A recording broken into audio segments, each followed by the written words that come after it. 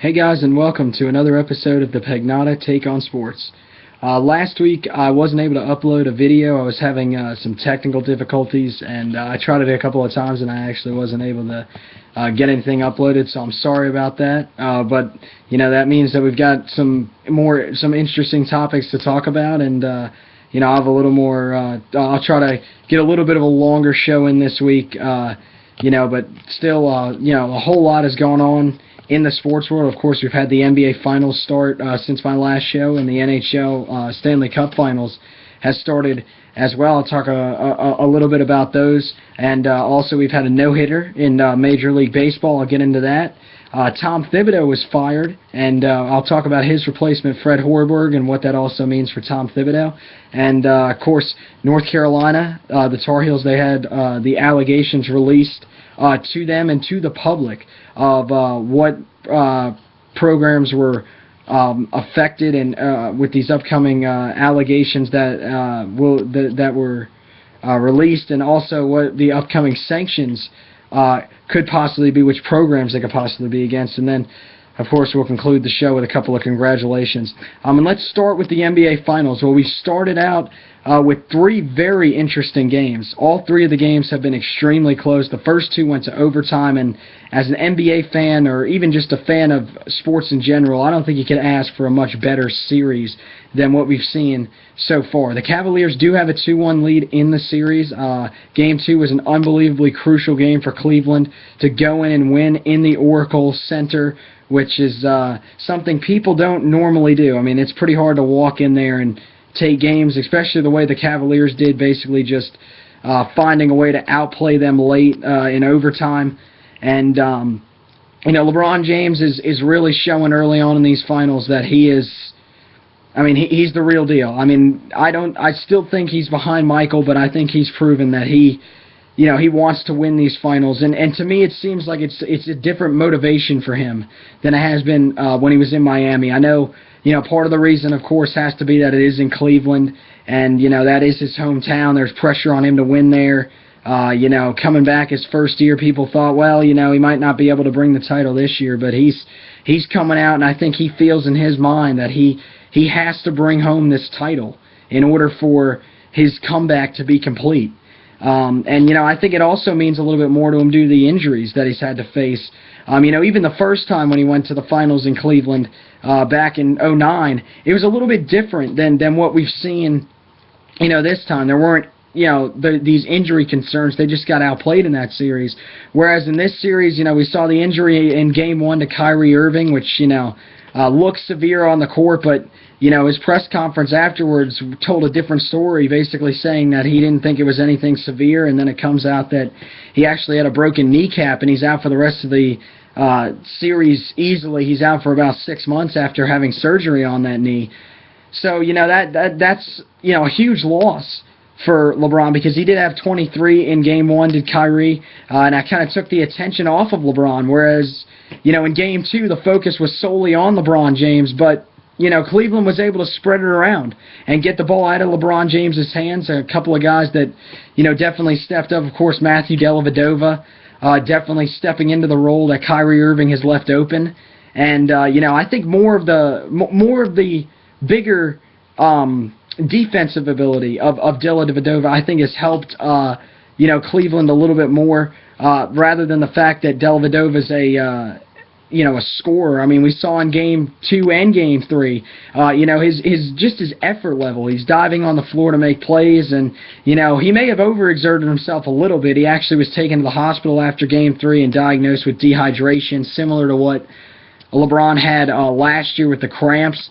So hopefully, Dellavedova is able to stay in there and play, because if he's unable to play big minutes, Cleveland really doesn't have another option. They're emergency, if you would say, that point guard or backup point guard at this point is Iman Shumpert, and we saw him, of course, go out injured after getting an arm injury from a hard screen by Draymond Green. So, they don't really have a backup point guard at this point. The only other move, really, if Dellavedova was to have to go out, would be to put Mike Miller back there, and we've seen, he's been out there a couple of times, But, Mike Miller is getting older. That's not really a viable option. If he ends up having to come in, I think it could really create some problems for the Cavaliers going down the stretch. So Dellavedova really, I think, has brought it. We've seen it against Steph Curry. Steph just hasn't really been the same person in this series. And, game one, he wasn't at his best, but Steph still played a lot better than he's played in these last two games. And I think, when you look at Steph Curry, it starts with, the slow starts for him have been just unbelievably terrible. We've seen Game 2 and Game 3. Both of them were just absolutely horrible starts, and he's really masked it with a big fourth quarter. He did it in Game 2 and was able to finish the game with 19 points in what I thought was probably the worst game of his playoffs so far. And he followed it up with a game that seemed like it might actually be heading in an even worse direction. And then he ended up dropping, I believe it was like 25, late on in that game, and ended up finishing with a respectable total. But, I think in order for Golden State to be able to come out and really do anything against them, I think Curry really has to start stepping up. He's got to start showing that he's the league MVP and that Matthew Dellavedova isn't going to be able to shut him down. And I think, you got to give some credit to Dellavedova, but I also think that Curry he's too tentative, and I think that goes for the entire Warriors team. There are definitely some moments where if you are a fan of the Warriors, or if you're just a fan rooting for the Warriors, you would probably, you've probably been yelling at your TV telling them to pull some of these shots that they've been passing up on. I know there were a couple in Game 3. Game 2 was probably the worst I've seen it so far. There were, a couple of open shots that Curry didn't pull. There were a couple that Harrison Barnes and Draymond Green have been passing up. Those are the guys that I think that have been passing it up the most. And I think, a lot of it has to do with the fact that they believe they have to get it in Curry's hands in order to have success. And, I think to an extent you have to be able to get him the ball at least, I think, at least once each possession to at least show the defense that you're keeping Curry as an option with the way he's struggled so far. But I think, these open shots that they've had, I'd rather take an open shot than try to get Steph, to force up one of his shots that, in this series haven't been going. In every other series, he's been able to make these shots. But unless it's in the fourth quarter, Steph Curry isn't seeming to make these shots in this series. So I think these guys have to look to shoot more. Guys like Barnes, guys like Green, I think we need to see more minutes for guys like David Lee, who's played well. I think Maurice Spates has to play a little more minutes because he played well in Game 1. Guys like Festus Ezeli who have worked hard inside. A lot of these guys on the inside for the Warriors have played better than some of these guys on the perimeter. And I've actually said to one of my friends today that I think they need to make a drastic move. And I think David Lee should be in the starting lineup for Game 4. And I know it's crazy, but at this point I think they need to show that they're not messing around. And a guy like Harrison Barnes, who actually didn't knock down a shot, he didn't score and he didn't knock down any shots in Game 3, he needs to be shown that he is not, invincible in that lineup. I think you take him out, you move Draymond Green to small forward, and you play with bigger men down low, and you have David Lee on the glass that can also try to help you get some rebounds, because inside, the Warriors are just getting eaten up by those big guys for Cleveland. Tristan Thompson has had a great series. If only he could develop some scoring, Tristan Thompson may be the best power forward in this game because his rebounding ability is off the charts. His inside scoring is really the problem. He's just not able to be an effective inside scorer unless he's able to get a dunk off a rebound or an easy lay-in. Thompson just doesn't have the ability to score, but Timothy Mozgov on the inside has been able to rebound as well, very well. And, in Game 1 and Game 2, Mozgov provided some really great offense. He wasn't as efficient in Game 3, but, I think he's definitely become, I would say, the second go-to guy scoring-wise for that team. If it's not LeBron, you got to try to find Mozgov on the inside. And Game 1, they were able to use him really well. They were able to bring him around on off some of these screens and allowed him to get some of these dunks that he was able to create. And same thing with the rebounding ability for him. He's able to box out well against Andrew Bogut, who, is one of the better rebounders, one of the better strategical rebounders in the NBA. So, I think Mozgov is showing that he's really developed, and those trades have really worked out for Cleveland, and it's got him in a position to win these NBA Finals. I mean, they're up 2-1. They're in Cleveland for Game 3. They have one of the most unbelievable home court advantages. I mean, everyone said how loud the Oracle Center was, but nothing compared to what the Quicken Loans Arena was on last night. That was just nuts. Those fans were going absolutely crazy, and they deserve to. They've waited a long time for this, and the Cavs got their first win in the finals there. Remember, in the series against the Spurs back in 2009, they did not win any of those games at all. They actually got swept in that series. So that was the first win they've seen in their home city ever for the Cleveland Cavaliers, and I don't think it's going to end there. I do think in Game 4 the Cavaliers will win. LeBron James, I think, is going to have another good game. I think it's 35-plus points for him. I think Dellavedova is able to shut down Stephen Curry yet again, and I think, again, on the offensive glass, Mozgov and Tristan Thompson are able to show their size, and I believe it's going to be a 3-1 series. I already believe that the series is over for the Golden State Warriors. I don't think they're powerful enough really to just beat LeBron James. I think he's going to pretty much do it single-handedly, and he's going to bring home another title at this point. But, I think the Warriors have a chance still to win that game. I don't think it's going to be a blowout game. I think every game in this series is going to be good. I do think the Cavaliers at this point will win it in 6. I think they'll come back and win it in Game 6 after they lose in the Oracle Center to the Warriors. But I think all these games will be close, and I think the keys for the Warriors turning around the series, as I said, the shooting has to get better. They have to start pulling these shots that are open, and they've got to start knocking down some of these shots that are open. When they do take chances that are open, guys like Iguodala, who have come off the bench, they played well, but when they have these open shots, they haven't been able to knock them down. The only one that's really been able to knock down open shots consistently has been Klay Thompson, and even in Game 3, Thompson struggled a bit with making those shots. Curry has to start playing like he's the MVP once again, controlling the ball, not letting Dellavedova affect him. He needs to believe that he can outplay Dellavedova, and I think Dellavedova's gotten in his head these first couple of games. And, for Cleveland, the X factor is basically just give the ball to LeBron James and let him do his work. And, LeBron knows when to pass the ball, and he's done it well in this series. He's the ultimate floor general for the Cavs, and I think they don't want to call it ISO, but to me it looks like isolation basketball for LeBron James has worked, and they've got to definitely keep that up if they're going to win this game. If they're going to win that game and win this series. And I think defensively they still have to stay with what they've been doing against Curry and what they've been doing on the inside, shutting down the scoring of some of these guys like Draymond Green and Harrison Barnes. And if they can do that, I think the Cavs will eventually win this series. And if they're able to keep shutting them down the way they have, they might end up winning this in 5 and going back to San Francisco, beating them there in Game 5 and winning the title. I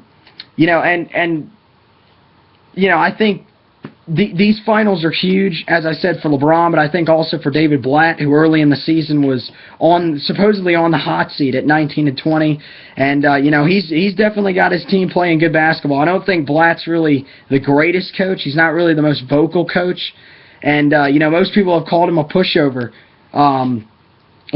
Mostly, basically letting LeBron James do what he wants to do. But, at this point, how can you argue with a man that's 2 wins away from winning the NBA Finals? And if he does bring it home, I want to see what the critics have to say there. And from there, we'll move on. And, this is not the only interesting finals that we're having right now at this time. The Stanley Cup finals have actually been really interesting. Now, of course, I am angry that the Lightning got in, that my Rangers were taken out in Game 7 to the Lightning, but I got to hand it to Tampa Bay. They took us out, and I thought the Blackhawks were going to come in there and absolutely hand it to them and show them what it's like to be in the Stanley Cup finals, but the Lightning have held tough. They came into tonight with a 2-1 series lead. over Chicago after beating Chicago in Game 3. What a great job they did there. Ben Bishop is showing once again how great he is on the road. It looked as if the Lightning, coming into Game 4, they had the 2-1 series lead. They had Bishop, who had been on fire. And in the press conference earlier today, Ben Bishop actually told the media he was going to play unless something crazy happened. And apparently, something crazy did happen. Bishop was scratched just before the game. John Cooper said he was day-to-day, but he would not play in tonight's game. So Andrei Vasilevskiy got the start for the Tampa Bay Lightning, and it was pretty much a disaster for Vasilevskiy. Now, he only let up 2 goals. It was a 2-1 final, and it's all 4 games to start these Stanley Cup finals have been decided by 1 goal.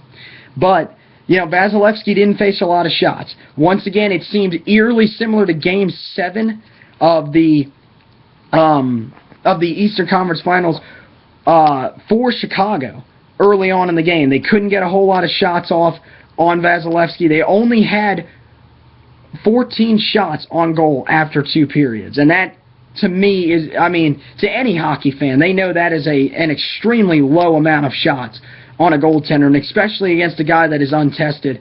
And, from watching the game, it seemed like Chicago was trying to look for that ultimate pass.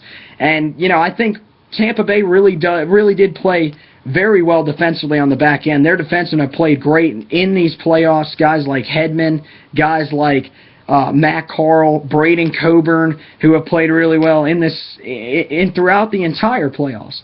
And, coming into the third period, I thought, well, it's 1-1, but it seems similar to that Game 7, as I mentioned earlier. And, but Chicago was able to come out. They got a couple of power plays in that final period and were really able to get some shots on Vasilevskiy. And the last goal was just an unbelievably great goal by Brandon Saad, but one that Vasilevskiy should have had. He let it right through the 5-hole. And you just can't do that. That's something that every goaltender knows. You got to keep the 5-hole shut on him, make him try to stash it up high. And the shot that Saad actually ended up taking wasn't really the greatest shot. It was just pretty spectacular because he was able to, he lost the puck and was able to kick it to himself and put it through on the backhander. And, Chicago was up 2-1 there. The Lightning had some great chances at the end. One that went just wide from Steven Stamkos. Almost scored, and then another one where he was right in front, and Corey Crawford made a great save, and gotta hand it to Corey Crawford. When it comes to the Stanley Cup final, Corey Crawford just knows that is go time, and he has played pretty well in these Stanley Cup finals, and I think both sides have played pretty well in these Stanley Cup finals, and we've got the series tied at 2, and it's really been unbelievable watching 3 of the 4 games. I wasn't able to watch Game 3 at all because I had to work, but watching 3 of the first 4 games, it's really been an interesting series. I think Chicago still has too much firepower and they have too much experience in the Stanley Cup Finals for Tampa Bay to handle, but I think this series is easily going 7. I don't see any way that this series is going to be ended before then. These teams are too evenly matched. The offenses are great. The triplets line for the Lightning is still playing great hockey. Tyler Johnson, Nikita Kucherov, and Andre Palat, they've been great. A guy like Alex Killorn, who's really stepped up for Tampa Bay, is playing great. Steven Stamkos is, still there. He's not playing the greatest, but, when it comes to clutch moments, he's able to usually step up. And on the, and as I said, the defensive play with guys like Hedman, Coburn, and Carl, they've really made a difference in there. And guys also like Stralman, who's played well, Nikita Nesterov, who's played well back there. They've got all sorts of guys they can roll back there. And, they've affected Chicago. Coming into the night, Taves and Kane combined had one assist and 0 goals. Tonight they did have a goal and an assist, but still not a whole lot to show for them in this series. And I think if they're able to keep doing that, they may just be able to find a way to take this. But I do think that the Blackhawks will be able to get going enough. The next game is in Tampa, Game 5. I do have the Lightning winning in Tampa. Then it will go back to Chicago where the Blackhawks will win to force a Game 7. But being with the Stanley Cup final experience, Corey Crawford in net I think is the better goaltender than whoever they have in net at that time, Bishop or Vasilevskiy. But I think Crawford's experience in the Cup will be able to help them ultimately take it. And I think they do win it in 7. But once again, it kind of hurts both sides that the storyline now has shifted from the actual Stanley Cup Finals to the injury status of Ben Bishop, and you just hope that Bishop is able to get back in there. But if not, Vasilevsky has to play better than he played tonight in order for Tampa Bay to stand any chance of winning that series. But it's just a confusing situation to go from a guy that said in a press conference that he was going to play barring anything unbelievable, and then all of a sudden, about 20 minutes before game time, Vasilevsky's named the starter. So, John Cooper did say after the game tonight that Bishop is day-to-day, and he expects that he will play at least one more game in the Stanley Cup Finals. He just said that he does not know when that will be. And now moving on from the NBA Finals and the NHL Stanley Cup Finals, we move on to baseball and the no-hitter that just happened last night. The Giants rookie Chris Heston threw the no-no last night, and great job for him. He did throw it against my Mets, unfortunately, which does hurt, but it is the first no-hitter, amazingly, of the season. And it's pretty crazy to think that, that's the first no-hitter of the season. Back in the past, that wouldn't be so crazy because no-nos were a lot less common. But with how common it has become in today's game, for it to take this long to have a no-no is pretty shocking. Now, we've seen some close calls. There's been a couple already this year that I believe have been broken up with one out, a couple that have been broken up in the eighth inning. So there have been some close calls, but a great job by Heston. He is a rookie, which I found extremely shocking, and he was able to come out and just pitch a great game against the Mets. But I think, this really is interesting. It said the 288th no-hitter in Major League Baseball history, and as I said, I don't think the no-hitter is that big of a feat anymore. The perfect game is easily a lot bigger of a feat. That's always been a lot bigger of a feat. But now today, when we hear no-hitter, and when I saw it, like last night, when I saw it pop up on my phone, I wasn't really, shocked. I wasn't really, that's unbelievable. How did he do that? A perfect game, yes.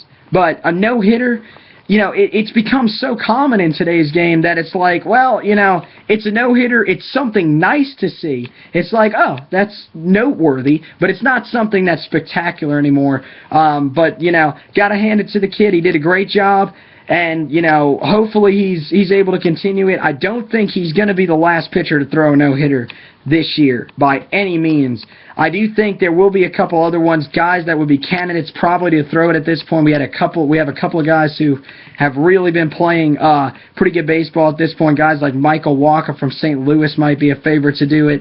Maybe Zach Greinke could be a favorite to do it. Always can go with a classic guy like Felix Hernandez, who's always been able to throw the ball like that. But I think, no-hitters also, they come from guys that are lesser known. They're not really these superstar caliber players.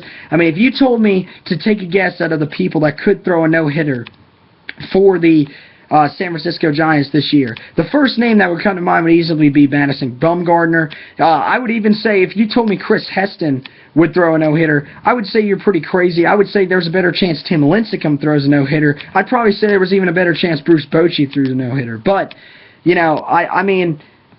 I think that's the factor that makes no-hitters somewhat intriguing, is that it's these young guys that end up coming out and having these games. But I think, you can't really say that he's going to be a great pitcher just because of the no-no. And, he is a rookie, so, he's got a long way to go. But, I don't really know a whole lot of background on Chris Heston. I don't even know his record, actually. But I just, I know that he threw the no-hitter last night. It's the first one of the season, so hopefully we'll see some more, and good luck to him for the rest of the season. Moving on, we'll move on to the allegations that came out this week against the North Carolina Athletic Association. The NCAA released their statement, 59-page paper on their findings at the University of North Carolina. Now, a key factor to keep in mind about these allegations is nothing has been leveled sanction-wise. So there are no sanctions in place yet.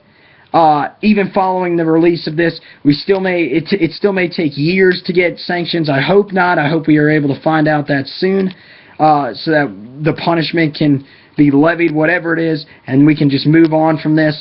But a huge thing for both two of the biggest programs on the campus, basketball, of course, being the biggest. Roy Williams' name was not found in any of the emails that were in question, so Roy Williams seems to be safe at this point, and right after those allegations were leveled and it was found Roy had nothing to do with it, the Tar Heels did actually offer him a contract extension. I do not know if that has actually been signed yet, but that is good news for the North Carolina program. And also, head coach of the football team, Larry Fedora, it was also found that there was nothing against Fedora. There was actually nothing found against old coach Butch Davis. There were things found, of course, on his other former coaches, but we've known this.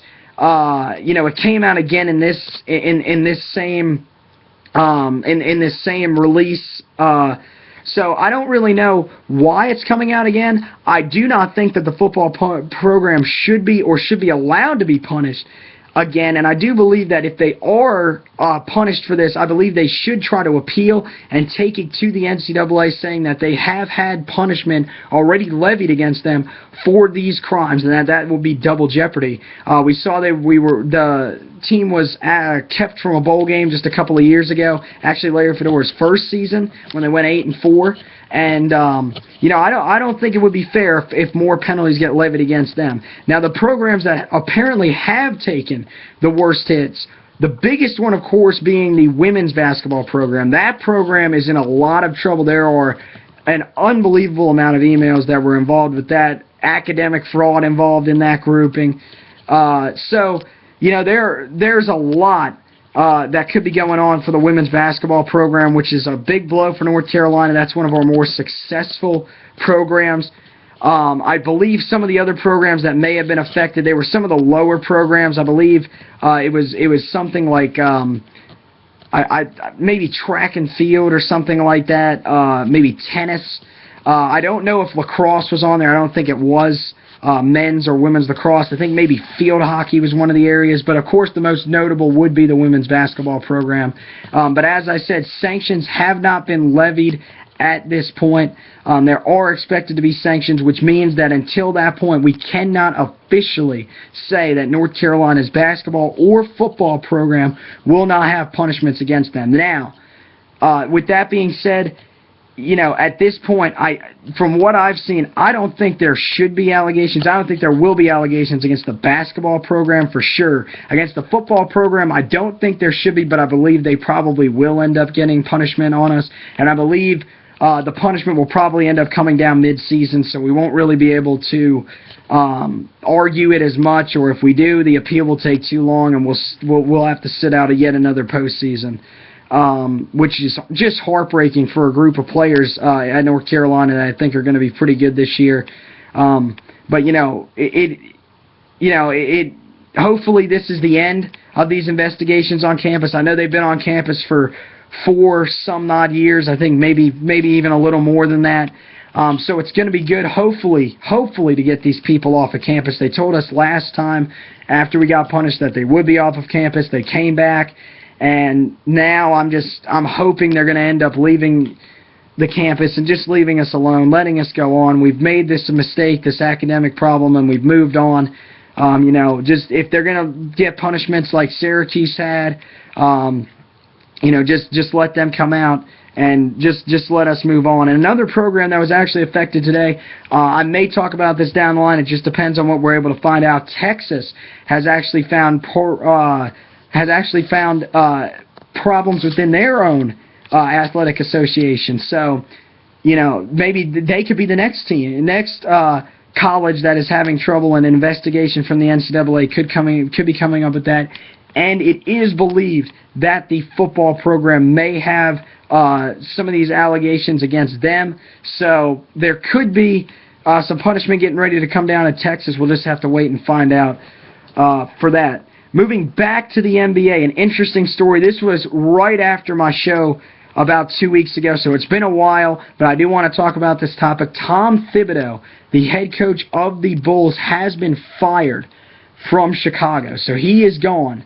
And to me, I know Bulls fans were definitely liking the move of getting rid of him, but in my book, I don't see where they see it's the right move to get rid of him. I understand that Thibodeau wasn't the most successful coach there. He had been clashing with ownership and the GM, but I think in order to fire a guy like Tom Thibodeau, who's had a lot of success in Chicago over these years, even without guys like Derrick Rose who have been injured, and then Joakim Noah who was injured for a stretch this year, he still kept that team really, really good. But in order to fire him, I believe they needed to have a superstar candidate that was able to come in and take over. Now, many believe that they might be trying to go after Scott Brooks, and that's the reason they did fire Tom Thibodeau. It ended up that they did not actually end up going after Scott Brooks, who said he was actually going to take a year off from coaching, and at this point it would seem likely that he's taking a year off from coaching.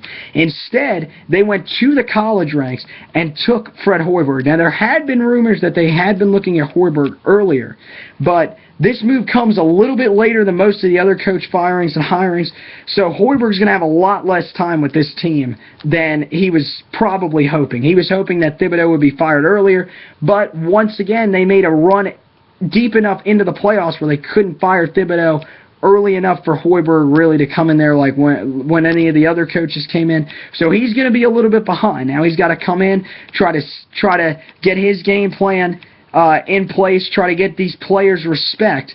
And ultimately, I think he will. I think Fred Hoiberg is a really good coach. I'm not sure they're really going to be that great out of the gate. I know that Hoiberg, comes from the college ranks where he was extremely successful, but, it's a lot different of an environment than playing at Iowa State. I know Iowa State, recently the pressure has been elevated out at that campus just due to the recent success, but nothing is going to be like the pressure he's going to feel in Chicago. To win now with the players that he's got there, with guys like Rose, Noah, Gasol, he's got the pieces in place, and if he can keep Butler in town, they've got the pieces in place to win a championship. But, the question is, will they have a coach? And I think fans in Chicago are going to realize really quick that getting rid of Thibodeau was not the right move at the time. I know Fred Hoiberg eventually, I think, will be the right move. He's going to work out eventually. But right now, they're built to win now. So that's why I think Thibodeau needed to stay there. I think Hoiberg, as I said, he'll come in, he'll get the respect of these players because he is a great coach, and his coaching style, he's more of a friendly coach, but he can be verbal when he needs to be, unlike Thibodeau, who had more of a rough personality. He seemed to be all business all the time.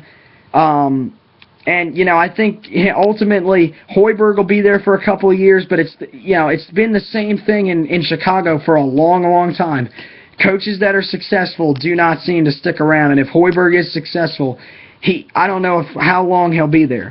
As for Tom Thibodeau, now he's a free agent. At this point, there aren't really that many teams that are out there looking for head coaches. You never know. There could be another firing sometime, over this offseason. There most likely will be a firing sometime early next season. We usually always see one. The Nuggets job, I believe, is still open at this point. I don't remember seeing any hirings, so maybe they might go after Thibodeau, but he doesn't really fit their style of the players that they have. Most likely they will probably end up getting Mike D'Antoni to come there and coach. But I think Thibodeau is going to be all right. I think he's going to end up taking a year off, or he may find somewhere to land as an assistant, and eventually someone will pick him up. Of course, me being a Knicks fan, Derek Fisher struggled a little bit this year, and I would love to see Tom Thibodeau in there. I think he would fit very well. Carmelo Anthony had talked about going to Chicago, and one of the reasons you got to believe is because he liked the way that Tom Thibodeau coached. And I think if you bring Thibodeau to New York, you might be able to attract some of these bigger market players that you wanted. You may have drawn interest from LaMarcus Aldridge, but with Derek Fisher there, I know Phil Jackson is still in town, and that's intriguing, but some of those guys are off the table. We gotta, for the Knicks, you gotta hope you can land someone like Marc Gasol, and bringing in a guy like Tom Thibodeau would be the right move. But I think, if he doesn't end up landing with a head coaching job, Thibodeau will find somewhere as an assistant, and I think that ultimately he'll be okay. And we're going to wrap up the show here tonight with a little bit of congratulations. We'll start with American Pharaoh, who won the Triple Crown over this past weekend. Great job by the horse itself, who I don't think is receiving enough credit. All the credit has seemed to go to the jockey, Victor Espinoza, who you definitely have to give a lot of credit to. He did a heck of a job on the back of American Pharaoh, but the horse did a great job coming out there through all the pressure that he had to feel, that he felt.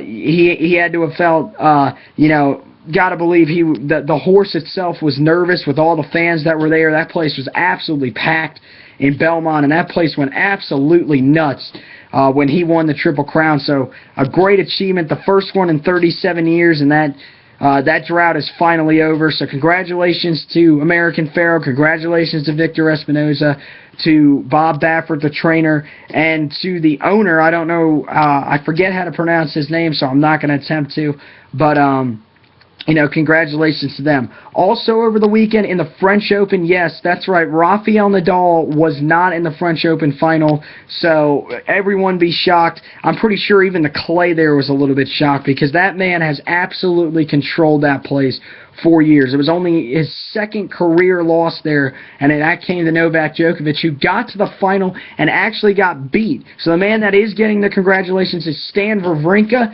his first ever major title win, and a great job to win it at the French Open for Wawrinka, who was basically given no chance against Djokovic after Djokovic got to the final, and he beat him in 4 sets.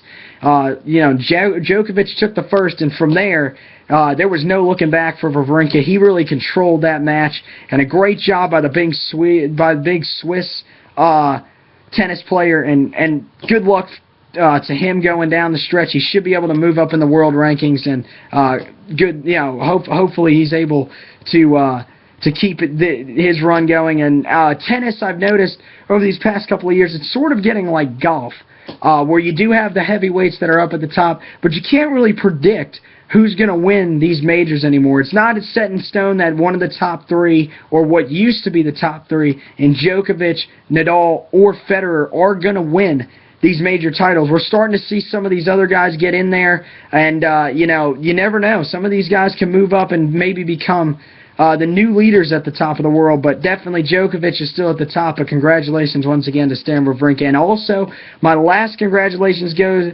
out tonight to David Wilson, one of the former running backs for the New York Giants and a former running back at the University of Virginia Tech. He was injured a couple of years ago playing for the Giants. I remember, I'm a huge Giants fan, so I watched him throughout his career, and he took a hit, ended up having a neck injury, and was no longer able to play football. And at the time, it was just a horrible injury. A guy that had so much upside. He was a first-round pick, and now he's actually making his track debut. He's making a pro track debut. So congratulations to David Wilson, and from the Giants family, we love you and we wish you the most success. And I'm assuming from that Virginia Tech family, and just from an ACC family, being a North Carolina fan, I remember watching you in college. Against us, I was definitely rooting against you, but you were such a great player, and I hope you have the most success in your track and field career, and it's a great story. So I'm going to wrap up the show tonight, guys. Remember, if you want to hit me up on Twitter at Future Tar Heel, and anytime you can hit me up, and I'm on Instagram at Anthony_Pagnotta96. And also follow the show's own webpage that I've put up on Twitter at the Pagnotta Take. So we'll be back next week, hopefully, and good night.